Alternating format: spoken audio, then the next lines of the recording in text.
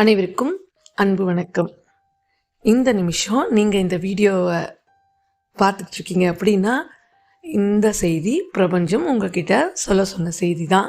அது நான் உங்ககிட்ட சொல்கிறதுக்கு தான் இப்போ வந்திருக்கேன்.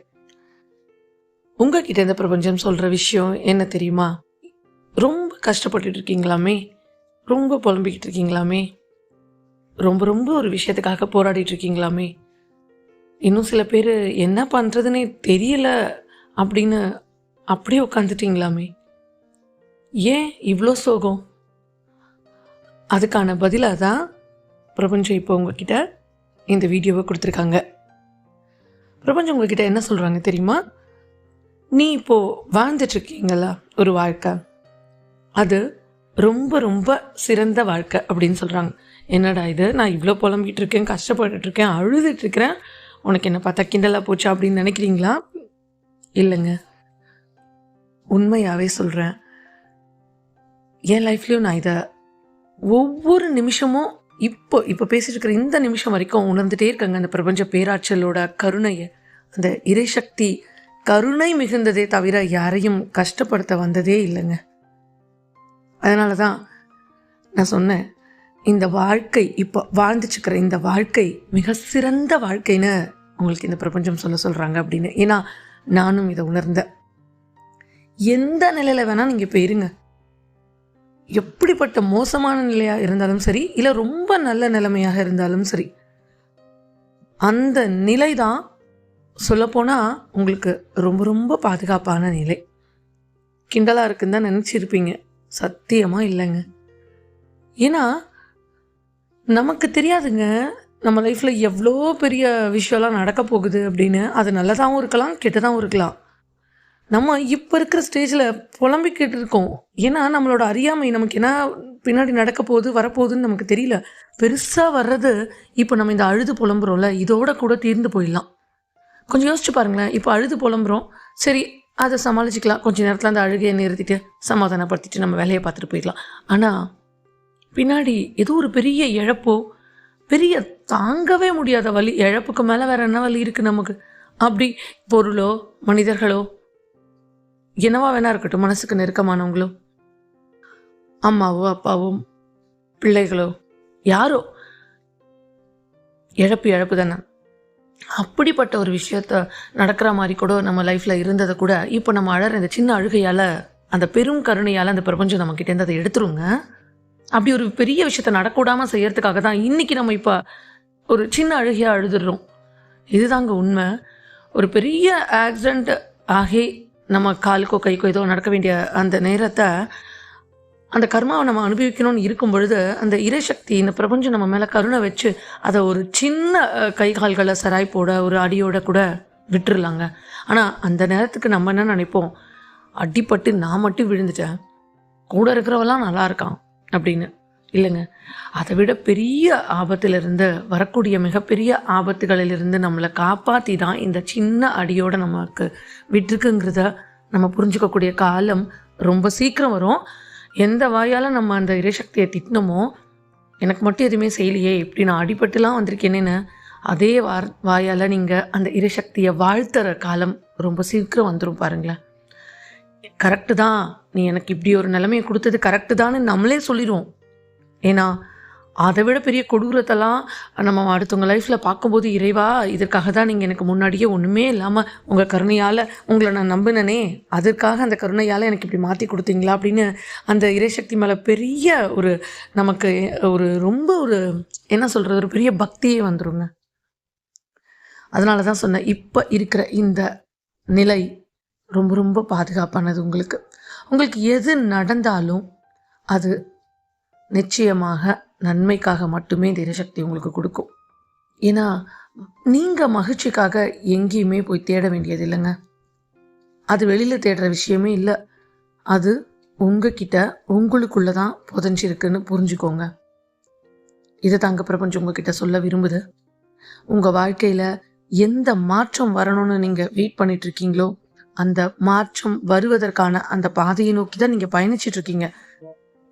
நீங்கள் சரியான பாதையில் தான் போயிட்டுருக்கீங்க, நம்புங்க. அதனால தாங்க இன்னைக்கு நீங்கள் கஷ்டப்படுறதா இருந்தாலும் சரி, சின்ன சின்ன வருத்தங்களாக இருந்தாலும் சரி, ஏன் தெரியுமா உங்களுக்கு வருது? ஒரு விஷயத்த நம்ம அடையறதுக்கான அந்த பாதையில் இருக்கும் பொழுது தான் நிறைய சோதனைகளை கொடுத்து பார்ப்பாங்க. அப்போ சோதனைகளாக வருது, பிரச்சனையாகவே வந்துட்டுருக்கு கொஞ்ச நாளாக, நானும் கடந்து கடந்து போகிறேன் அப்படின்னு நீங்கள் சொன்னீங்கன்னா, நீங்கள் நம்பிக்கையோடு இருங்க. நீங்கள் கேட்டதை அடையறதுக்கான அந்த நேரம் நெருங்கிட்டே இருக்குன்னு அர்த்தம். அதுக்கு முன்னாடி இந்த சின்ன சின்ன தடைகளாக தான் இந்த சோதனைகள் வருது. தடையை தாண்டி இந்த பிரபஞ்ச சக்தி உங்களை கூட்டிகிட்டு போயிட்டே இருக்குங்க. நீங்கள் கவலையப்பட வேண்டாம். ஏன்னா நம்ம ஜெயிக்கணும், நான் பண்ணணும், நான் தடை தாண்டி வரணும், என் கோலை அச்சீவ் பண்ணணும், நான் கேட்டது கிடைக்கணும்னு நீங்கள் பிரயத்தனை படுறத விட இந்த பிரபஞ்சத்துக்கிட்ட நம்ம அதை முழுமையாக ஒப்படைச்சிட்டு வெயிட் பண்ணி அது போகிற போக்கில் கூட்டிகிட்டு போகும் பொழுது நிச்சயமாக ரொம்ப சுலபமாக தாண்டிட முடியும். ஏன்னா செய்கிறது நம்ம இல்லைல்ல, அந்த இறைசக்தி பார்த்துக்க போது நம்ம ஏன் கவலைப்படணும்? நம்ம செய்ய வேண்டியதெல்லாம் முயற்சியும் நம்பிக்கையும் மட்டும்தான். நம்பிக்கையோடு இருந்து முயற்சியை போட்டுக்கிட்டே இருங்க, செய்கிறத செஞ்சுக்கிட்டே இருங்க, என்ன கேட்கணுமோ அதில் தெளிவாக இருங்க. நிச்சயமாக இந்த பிரபஞ்சம் நீங்கள் கேட்டதை உங்கள் காலடியில் கொண்டு வந்து சேர்க்கும். ஏன் இது தள்ளி போயிட்டே இருக்குது, இப்படி டிலே ஆகிட்டே இருக்குது அப்படின்னு உங்களுக்கு தோணுச்சுன்னு வச்சுக்கோங்களேன். ஒரு விஷயத்தில் ஞாபகத்தை வச்சுக்கோங்க, இந்த பிரபஞ்சம் சரியான நேரத்துக்காக தான் வெயிட் பண்ணிகிட்ருக்கு. உங்களுக்கு கொடுக்கறதுக்கு ஒரு நேரம் இருக்குது பார்த்தீங்களா? அது கொடுக்கும் பொழுது அது ரொம்ப அற்புதமான நேரமாக இருக்கும். உங்களுக்கு முன்ன பின்ன கொடுக்காது, ரொம்ப சீக்கிரம் கொடுக்காது, ரொம்ப டிலேவாகவும் கொடுக்காது. எப்போ எங்கே எதை உங்களுக்கு சரியாக கொடுக்கணுமோ அந்த நேரத்தில் சரியாக கரெக்டாக கொடுக்குங்க. ஒரு நிமிஷம் கூட முன்ன பின்ன தாமதமாகாதுங்க. அந்த கொடுக்குற அந்த நேரம் அற்புதமான நேரமாக உங்களுக்கு அமையும், பொன்னான நேரமாக உங்கள் லைஃப் மாறப்போகுது பாருங்களேன். இப்படி பிரபஞ்சம் ஒரு விஷயத்தை கொடுக்கறதுக்கு முன்னாடி எல்லாருக்கும் இந்த சோதனையை கொடுக்குதா அப்படின்னு கேட்டால் இல்லைங்க. யாரால் சாதிக்க முடியுமோ, யார் சாதிக்கிறதுக்காக துடிச்சிட்டு இருக்கீங்களோ, யார் ஒரு விஷயத்தை அடையணும்னு வைராகியத்தோடு போராடிட்டு இருக்கீங்களோ, யார் பொறுமையோடு காத்திருக்கீங்களோ, யார் நம்பிக்கையோட எனக்கு கிடைச்சே தீரும், எனக்கு வந்தே தீரும், எனக்கு இறைவன் கொடுத்தே கொடுப்பாங்கன்ற அசைக்க முடியாத நம்பிக்கையோடு இருக்கீங்களோ, அவங்கள மட்டும்தாங்க இந்த பிரபஞ்சம் சோதிச்சு அதுக்கப்புறம் சாதிக்க வைக்கும். அப்போது நம்ம இதுலேருந்து என்ன கற்றுக்கணும்? காத்திருக்க கற்றுக்கணும். புலம்பிக்கிட்டு அழுதுகிட்டே வா இல்லை, நம்பிக்கையோடு காத்திருக்க கற்றுக்கணும். இந்த பிரபஞ்சம் யாருக்கு கொடுக்கும்? நம்பிக்கையோடு காத்திருக்கிறவங்களுக்கு மட்டும்தான் கொடுக்கும். நம்ம கேட்டது ஏன் தாமதமாகுது அப்படின்னு இதுக்கப்புறமும் உங்களுக்கு தோணுச்சு அப்படின்னா, நம்மளோட இன்னொரு சேனலான my life journey with universe அப்படிங்கிற சேனல், அதோட லிங்க் நான் கீழே கொடுக்குறேன். அதில் நான் இதற்கான பதிலை ஒரு வீடியோவாக போட்டிருக்கேன். பிரபஞ்சம் உங்களுக்கு சொல்லும் செய்தின்னே போட்டிருப்பேன். நான் உங்களுக்கு அது கீழே டிஸ்கிரிப்ஷனில் கொடுக்குறேன், அதில் போய் பாருங்கள். தாமதமாகுதுன்னா எதற்காக அப்படின்ற காரணம் உங்களுக்கு இன்னும் நல்லாவே அதில் புரியும். பொதுவாகவே பார்த்தீங்க அப்படின்னா, எப்போ நம்ம இந்த பிரபஞ்சம் நம்ம கேட்டதை சீக்கிரமாக கொடுக்குது அப்படின்னா, நம்ம நல்ல எண்ணங்களோட அதே நம்ம உணர்வாக இருந்து, நம்மளோட உணர்வு, அதாவது நம்ம உள்ளுணர்வு இருக்குது பார்த்தீங்களா, அது கூட நல்ல ஒரு நம்பிக்கையோட பாசிட்டிவோடு இருக்கும்பொழுது அதை நம்ம பிரபஞ்சத்துக்கு நம்ம அனுப்புகிறோம்.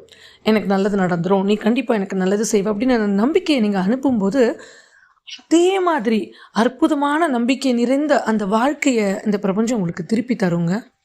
இப்போ நீங்கள் நம்பிக்கையோடு கேட்குறேன்னு சொல்லி வெளியில் கேட்டுட்டு உள்ளே வந்து நடக்குமா நடக்காதா, நடக்குமா நடக்காதா, சீக்கிரம் கிடைக்கும், எப்போ கிடைக்கும்ன்ற அந்த ஒரு விஷயத்தோடு இருந்தீங்கன்னா அதே கன்ஃபியூஷன் அது நமக்கு திருப்பி கொடுக்கும். அதனால் பிரபஞ்சம் உங்களுக்குள்ளே வந்துருச்சினாலே உங்களுக்குள்ள மிகப்பெரிய மாற்றம் என்ன தெரியுமா? முதல்ல அமைதி தான். மிகப்பெரிய மாற்றமாக உங்களுக்குள்ளே வர்றதே அந்த அமைதியான நிலைமை தான். எந்த அளவுக்கு நீங்கள் நம்புறீங்களோ அந்த அளவுக்கு உங்கள் வாழ்க்கை மாறுங்க. ஏன் இந்த மெசேஜ் கூட உங்களுக்கு பிரபஞ்சம் சொல்கிற ஒரு செய்தி தாங்க, அறிகுறி தான். நீங்கள் சரியாக தான் போயிட்டுருக்கீங்க அப்படிங்கிறதுக்கான அறிகுறி தான் இந்த வீடியோவாக கூட இருக்கலாம். நீங்கள் எதையும் தேடி போக வேண்டவே வேண்டாங்க.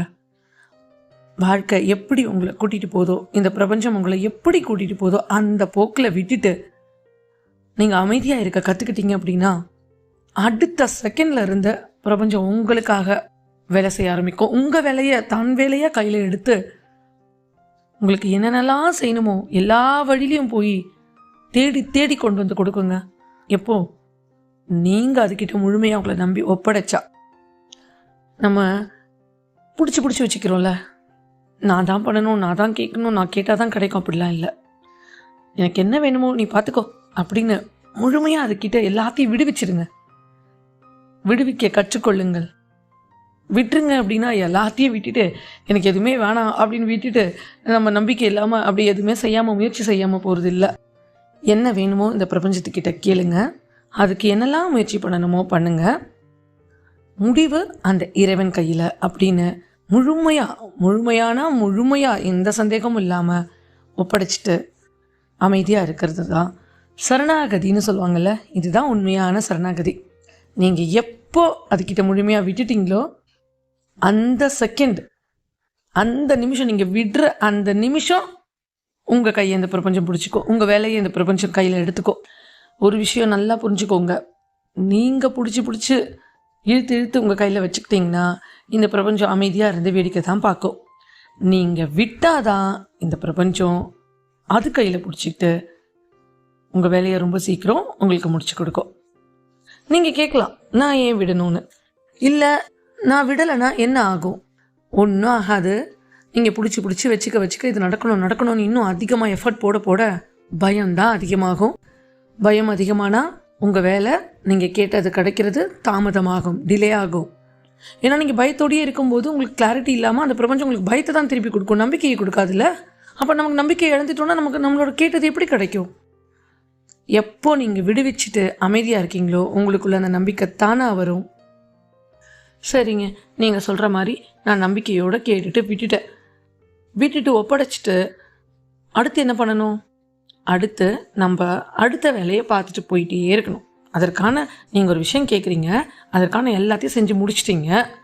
அதுக்கு என்னென்னலாம் பண்ணணுமோ, எந்தெந்த வழியிலலாம் அதுக்கு ப்ராசஸ் பண்ணணுமோ பண்ணிட்டீங்க. பண்ணி முடிச்சுட்டு எப்போ வரும் அப்படின்னு பயந்துக்கிட்டே இருக்கணுமா? கிடையவே கிடையாது. நீங்கள் தான் உங்களோட கடமை எல்லாத்தையும் கரெக்டாக முடிச்சிட்டிங்களே, இனிமேல் அது பிரபஞ்சம் பார்த்துக்கும் அப்படின்னு உங்கள் மனசில் எப்போ துளி கூட பயம் இல்லாத அந்த நம்பிக்கை வருதோ, நீங்கள் குறித்து வச்சுக்கோங்க, எதிர்பார்த்துருக்கவே மாட்டீங்க. இது வரைக்கும் நீங்கள் கேட்டு கிடைக்காதது எவ்வளவு சீக்கிரம் உங்கள்கிட்ட கிடைக்க போகுதுன்னு மட்டும் பாருங்கள். நீங்கள் நம்பி அது கிடைக்கிற வரைக்கும் அமைதியாக இருந்தீங்கன்னா இந்த பிரபஞ்சம் பார்க்கும். ஐயோ, முழுசாக என்கிட்ட இப்படி ஒப்படைச்சிட்டானே, துளி கூட உனக்கு என் மேலே சந்தேகம் இல்லையா? நான் இதுக்கப்புறம் என்னை இவ்வளோ நம்புறவனுக்கு நான் டிலே பண்ணலாமான்னு ரொம்ப சீக்கிரம் ஓடி வந்து உங்களோட வேண்டுதலை சீக்கிரமாக நிறைவேற்றிட்டு போயிடும். ஸோ இனிமேல் கிடைக்கல, நான் எப்போ கிடைக்குமா அப்படின்னு புலம்பல்களும் சந்தேகங்களும் உங்கள் வாழ்க்கையில் வரவே கூடாது. இதை தான் நான் பண்ணேன், அதை தான் உங்களுக்கும் சொல்கிறேன். இன்றைக்கும் நான் இதை தான் பண்ணிக்கிட்டு இருக்கேன். ஒரு வேலைக்கான அத்தனை விஷயமும் நம்மக்கிட்டேருந்து என்னெல்லாம் செய்யணுமோ அது எல்லாத்தையும் செஞ்சு முடிச்சுட்டு மீதி முடிவு இறைவன் கையில், இந்த பிரபஞ்ச சக்தி கையிலன்னு சொல்லி நீங்கள் விட்டுட்டு அமைதியாக உங்களோட அடுத்த வேலைகளை பாருங்கள். நிம்மதியாக இருங்க, சந்தோஷமாக இருங்க. நீங்கள் இப்படி இருந்தால் தான் அதே நிம்மதியும் சந்தோஷமும் அந்த பிரபஞ்சம் உங்களுக்கு இன்னும் அள்ளி அள்ளி கொடுக்கும். உங்கள் எல்லார் வாழ்க்கையும் நான் என் வாழ்க்கையில் சந்தோஷமாக இருக்க மாதிரி உங்கள் வாழ்க்கையும் மாறணும்னு நானும் அந்த இறை சக்தி கிட்ட ப்ரேயர் பண்ணிக்கிறேன். மீண்டும் ஒரு நல்ல பதிவில் உங்களை சந்திக்கும் வரை நன்றி.